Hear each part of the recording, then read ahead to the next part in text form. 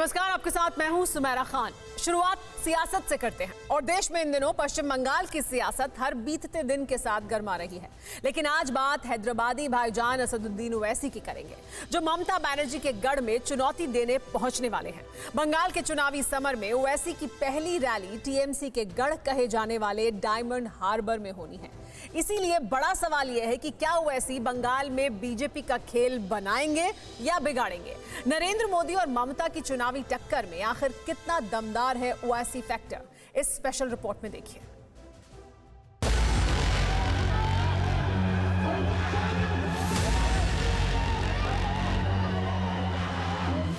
ये मामू भतीजे की पार्टी है कांग्रेस पीछे।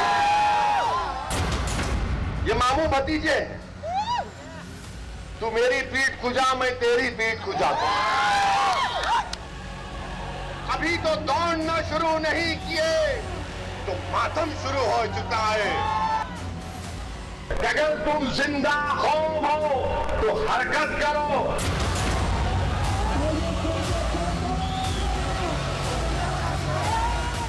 अभी तो पहला कदम नहीं पड़ा और दुश्मन कांपना शुरू कर दिया। अभी तो चलना शुरू नहीं हुआ, सियासी महलों में जलजले आना शुरू हो गए।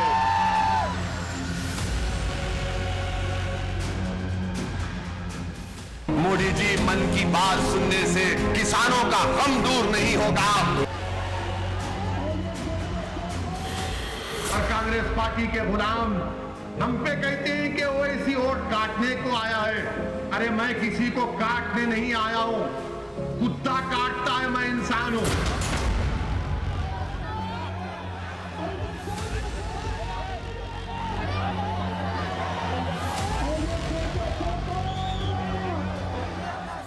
भाईजान की सियासत वही है, स्टाइल भी वही है, लेकिन जगह नहीं है।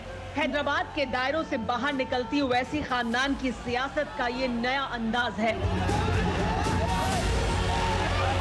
गुजरात की गलियों में गोधरा की ताली पीटने वाली भीड़ के सामने असदुद्दीन ओवैसी ने यही दांव चला, जिसके सहारे ओवैसी परिवार की सियासत परवान चढ़ती रही है। मजलिस का एक एक रुकन सिर्फ अल्लाह से डरता और कोई इंसान से हम नहीं डरने वाले हैं। चाहे कोई भी हो, वक्त का वजीर आजम अगर नरेंद्र मोदी भी हो तो वजारत उज़्मा के ओहदे की इज्जत करते हैं, मगर नरेंद्र मोदी की शख्सियत से खौफ नहीं खाते, ना कभी खाएंगे इंशाअल्लाह ताला। इज्जत यकीनन वजारत उज़्मा के ओहदे की है, मगर कोई कहे कि डरो नहीं, डरना नहीं होता। समझ नहीं आता है ओवैसी को कौन डराता है। सवाल ये भी है कि ओवैसी डरते हैं या डराते हैं। जो भी हो, लेकिन इतना जरूर है कि डर दिखाते हुए, बातें बनाते हुए ओवैसी कौम की रहनुमाई के दावेदार बन जाते हैं।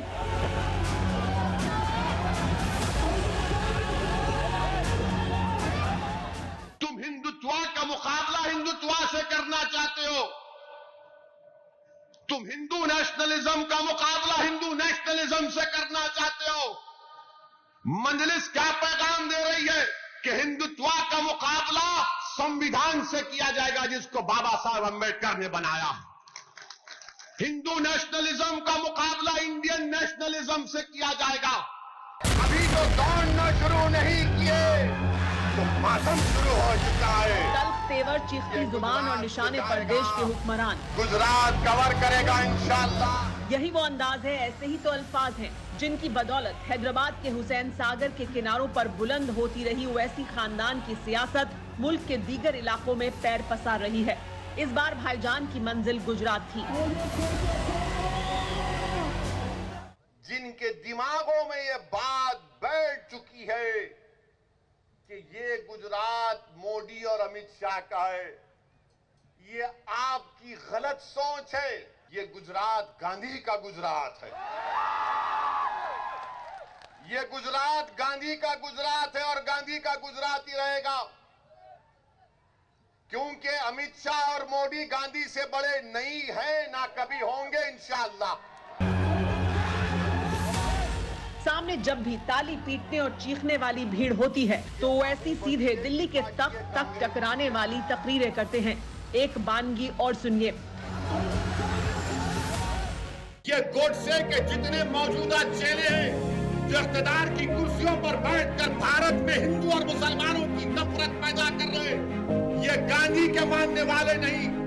यकीनन गांधी हिंदू थे, अपने मजहब पर चलते थे, राम को बड़ा मानने वाले थे, मगर गांधी जिस मोहब्बत और अकीदे से राम को मानते थे, ये आज मौजूदा दौर के गोडसे राम के नाम पर मुल्क में नफरत पैदा करना चाहते हैं। सियासत विरासत में मिली है तो भड़काने वाले अल्फाज भी पुराने हैं, जो हैदराबादी लहजे में जब भी ओवैसी की जुबान से निकलते हैं तो और भी तीखे हो जाते हैं। लेकिन इन्हीं तकरीरों ने ओवैसी की सियासत की गुजरात में भी जमीन तैयार कर ली है। ओवैसी की पार्टी ने गुजरात में पहली बार चुनाव लड़ा। AIMIM ने गुजरात निकाय चुनाव में 7 सीटें जीती हैं। ओवैसी की पार्टी को अहमदाबाद के जमालपुर और मकतामपुरा वार्ड में जीत मिली है। ये दोनों इलाके मुस्लिम बाहुल हैं, यानी ओवैसी की मजहबी तकरीरों का गुजरात एक्सपेरिमेंट काफी हद तक कामयाब रहा। अब बारी बंगाल की है, लिहाजा बंगाल ही चलिए।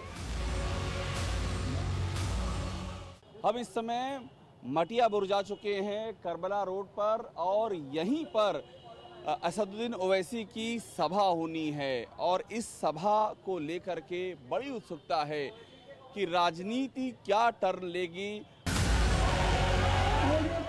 गुजरात में मिली कामयाबी से असदुद्दीन ओवैसी गदगद हैं और अब बंगाल की सियासी बाजी में किस्मत आजमाने वाले हैं, जिसका आगाज कोलकाता के मटिया बुर्ज इलाके से होगा। सवाल यह है कि अपनी पहली रैली के लिए ओवैसी ने मटिया बुर्ज इलाके को ही क्यों चुना। मटिया बुर्ज इलाका अभिषेक बैनर्जी के लोकसभा क्षेत्र में आता है। इलाके पर अभिषेक बैनर्जी की पकड़ मजबूत मानी जाती है और सबसे अहम बात कि अभिषेक बैनर्जी ममता बैनर्जी के भतीजे हैं। एक और खास बात यह भी है कि मटिया बुर्ज मुस्लिम बाहुल इलाका है, यानी मैसेज क्लियर है। ओवैसी ने दीदी के दुर्ग में सेंध लगाने की पूरी तैयारी कर ली है। पहली ही रैली में ओवैसी दीदी के सियासी वारिस माने जाने वाले अभिषेक बैनर्जी को चुनौती देने वाले हैं। मटिया बुर्ज इलाका डायमंड हार्बर लोकसभा के तहत आता है। 2009 में ही ये सीट टीएमसी के कब्जे में है। अभिषेक बैनर्जी लगातार दूसरी बार यहां से सांसद हैं।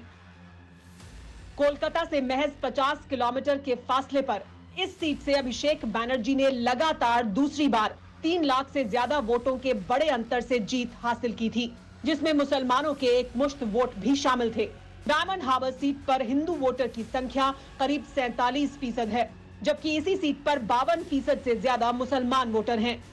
ओवैसी की नजर इन्हीं 52% मुसलमान वोटों में सेंध लगाने की है।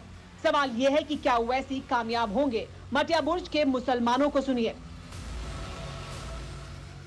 जो भी पार्टी आता है ये इधर काम नहीं करता है, झाड़ू नहीं लगाता कभी। चाचा वोट किसको दोगे जब कोई काम नहीं करता? क्या करेगा वो लोग, उसी को तो हम लोग वोट देता है। अभी भी नया करके देगा, देखो कितना मतलब आप वोट दिया पर काम नहीं हुआ इधर? नहीं, काम नहीं होता है। ओवैसी साहब कह रहे हैं हम आएंगे हम सब ठीक कर देंगे। हाँ, कर देगा तो अच्छा होगा। उम्मीद है आपको उनसे? हाँ उम्मीद है। हाँ, उम्मीद है। लोगों की बातों से साफ है कि ओवैसी की राह भले ही थोड़ी मुश्किल हो, लेकिन नामुमकिन नहीं है। वैसे भी ओवैसी मजहबी तकरीरों से कौम के जज्बात को भड़काकर वोट हासिल करना बखूबी जानते हैं और इस बार तो बंगाल के भड़काऊ भाईजान का भी साथ मिल चुका है।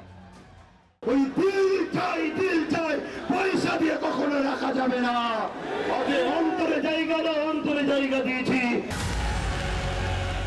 जनाब किसी तारुफ के मोहताज तो नहीं है, फिर भी जान लीजिए कि इन्हें अब्बास सिद्दीकी कहते हैं।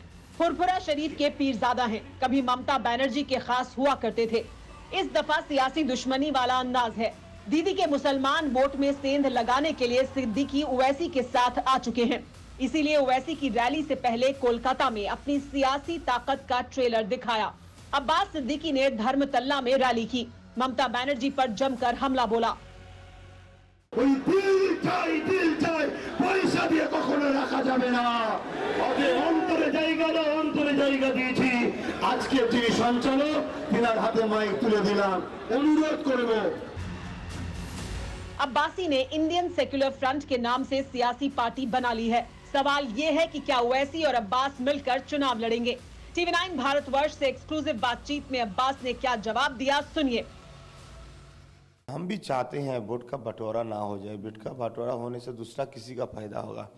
अगर सच में हम बीजेपी और टीएमसी को रोकना चाहते हैं, सच में है, तो जितना टीएमसी और बीजेपी का विरोध पार्टी है सबको एक जगह क्या होना। फर्क पड़ेगा अगर ओवैसी साहब और पीरजादा अब्बास सिद्दीकी साथ साथ आते हैं तो क्या फर्क पड़ेगा बंगाल के चुनाव में? ना फर्क क्या है, जो जिसको पसंद है उसी को वोट। मतलब क्या एक ताकत बनेगी अगर ओवैसी साहब पीरजादा साहब एक साथ मिलते हैं तो एक ताकत बनेगी? नहीं, एकजुट होने से तो ताकत सबको बन जाते हैं। अगर वाम कांग्रेस टीम से वाम कांग्रेस, असद साहब, हम और जितना छोटा छोटा पार्टी है सब अगर एकजुट हो जाए तो ताकत तो बिल्कुल ज्यादा बढ़ेगा ताकत। अब्बास सिद्दीकी के मुताबिक अगर साथ नहीं भी आते हैं तो भी जिस सीट पर ओवैसी कैंडिडेट उतारेंगे वो उस जगह अपने उम्मीदवार न उतारकर उन्हें सपोर्ट करेंगे। बाकी काम ओवैसी की तकरीरें पूरा कर देंगी। तुम्हारी आंख में आंसू आएगा तो हमारी आंख में भी आंसू आएगा। तुम्हारे तलवों में अगर कोई कांटा चुभेगा तो यकीन जानो हमारे तलवों में भी दर्द होगा। तुम्हारी तकलीफ तुम अब अकेले नहीं सहोगे। इंशाअल्लाह ताला हम सब मिलकर इन नाइंसाफियों के दौर का खात्मा करेंगे। ओवैसी जानते हैं कि मजलिस की सियासत के लिए बंगाल की जमीन बहुत मुफीद है। बिहार के सीमांचल में 5 सीटें जीतने और हैदराबाद नगर निगम में अपनी साख बचाने और अब गुजरात में एंट्री के बाद उन्हें एहसास हो चुका है कि हैदराबाद की चौहद्दी से बाहर निकलने का इससे बेहतर मौका उनकी पार्टी को नहीं मिल सकता है। सियासत गुंजाइश तलाशती है और ओवैसी खानदान को ये हुनर बखूबी आता है। इसी हुनर के जरिए ओवैसी गुजरात में दमदार दस्तक देने में कामयाब रहे। अब आपको एक दिलचस्प खबर दिखाते हैं। देश की सियासत में इन दिनों किसानों के हमदर्द बनने की होड़ सी लगी है। देखा देखी नेताजी भी किसानों के बहाने अपना नफा नुकसान खोज रहे हैं। बिहार विधानसभा में एमएसपी के नाम पर विपक्ष ने मोर्चा खोला हुआ है, लेकिन क्या नेताजी एमएसपी के बारे में जानते भी हैं? जवाब खुद सुनिए।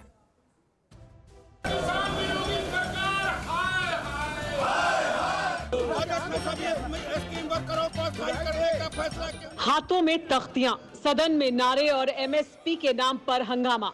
इसे शौक कहें, आदत कहें या फिर सियासत का तकाजा, लेकिन किसान की हमदर्दी के नाम पर बिहार विधानसभा में भी हंगामा बरपा है। लिहाजा क्यों ना नेताजी के किसान ज्ञान का थोड़ा सा टेस्ट हो जाए, तो फिर हो जाए। ये बताइए मैडम एमएसपी मतलब क्या होता है? एमएसपी आप अभी नारा लगा रही थी एमएसपी। कह रहा हूँ कि मेरी तबीयत ठीक नहीं, मैं कुछ बात करूँ। हमारे रिपोर्टर ने माइक हाथ में लिया, सामने नेताजी नजर आए, हाथ में पोस्टर थामे थे। पूछा कि एमएसपी क्या है? जवाब सुनिए। एमएसपी क्या है? एमएसपी क्या है? एमएसपी क्या है? एनएसपी नहीं, एमएसपी। आप लोग रोज नारा लगा रहे हैं एमएसपी देना होगा, क्या है एमएसपी? आप फुल फॉर्म क्या है एमएसपी? फुल फॉर्म क्या है एमएसपी का? विधायक जी, हरिशंकर जी। ये वाले नेताजी तो मौका देख निकल लिए। सामने महिला विधायक आ रही थी, उनसे भी सवाल पूछा गया। आप अभी नारा लगा रही थी एमएसपी।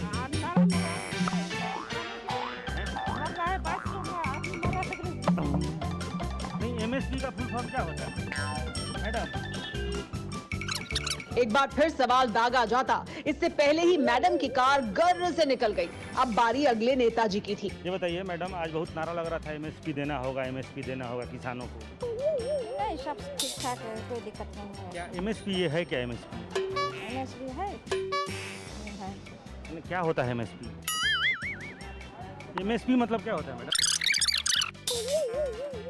मैडम जवाब देने की बजाय माइक को झटकते हुए सामने खड़ी अपनी लग्जरी कार की तरफ बढ़ गई। खैर, अगले नेताजी की तो एमएसपी का नाम सुनकर तबीयत ही खराब हो गई। मैं कह रहा हूँ तबीयत ठीक नहीं है। जितना बोले उसमें से बताइए एमएसपी का मतलब क्या? मैं तो कह रहा हूँ कि मेरी तबीयत ठीक नहीं, मैं कुछ बात करने का कुछ नहीं। अपना एक्सपीरियंस सर्टिफिकेट सामने रखकर नेताजी निकल लिए। अब इन्हें सुनिए। पूछिए, बीजेपी प्रवक्ता से पूछिए, मैं कुछ नहीं बोल सकता। आप विधायक है ना? हाँ। तो आप नारा लग रहा है एमएसपी। एमएसपी क्या है? प्रवक्ता, ओनली प्रवक्ता। नहीं, हम प्रवक्ता पार्टी प्रवक्ता पार्टी पर नहीं पूछ रहा हूँ, मैं पूछ रहा हूँ एमएसपी का फुल फॉर्म क्या होता है? नहीं, आप ये प्रवक्ता से पूछिए। ये प्रवक्ता से पूछने वाली कौन सी बात है? अरे विधायक जी, ये कोई पॉलिटिकल सवाल नहीं है विधायक जी। आप चलिए। वाह जी वाह, ये भी नेताओं का अंदाज होता है। वैसे सत्ता पक्ष वालों से भी सवाल किए गए। यही बोला है, क्या कीजिएगा, विरोधी काम है बोलना। तो क्या ये है क्या एमएसपी? एमएसपी जानेगा वही एमएसपी किसको कहते हैं हम लोग।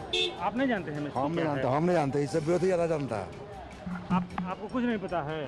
कुछ नहीं पता है ना, मैंने उसका एथी क्या है, एमएसपी का फुल फॉर्म क्या होता है? छोड़िए नहीं सब, छोड़िए ना, अरे छोड़ो ना भाई, विधायक हैं आप छोड़िए ना, हटिए ना। नेताजी बहाने बनाते, बातों में टकराते, लेकिन हम भी जिद ठाने थे। आरजेडी विधायक सामने थे। धान गेहूं पे आप देना होगा और सब जो फसल है जहाँ बिहार के किसान के लिए जो परेशान है तो देना नहीं पड़ेगा। मंडी समाप्त कर दिए 2013 से, जरूरी है। आज वैसे हम अस्वस्थ भी हैं, खांसी आ रहा है, इसलिए हम मास्क नहीं खोले। क्या अस्वस्थ नहीं देना होगा? कौन चीज देना होगा? एमएसटी के बारे में आप पूछ रहे हैं ना? एमएसटी के बारे में आप पूछ रहे हैं ना? क्या है एमएसटी? मैक्सिमम रिटेल प्राइस है।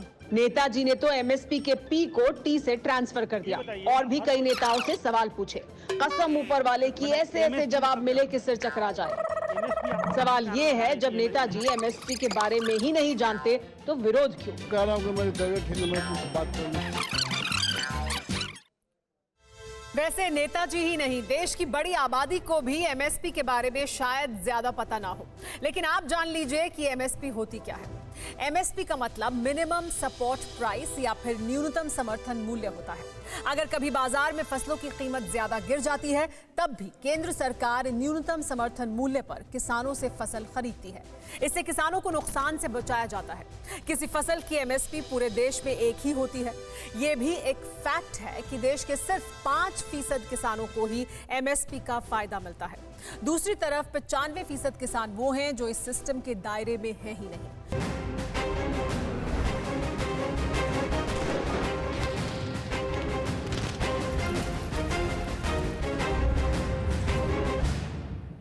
परवाह देश की, सोमवार से शुक्रवार रात 10 बजे TV9 भारतवर्ष पर।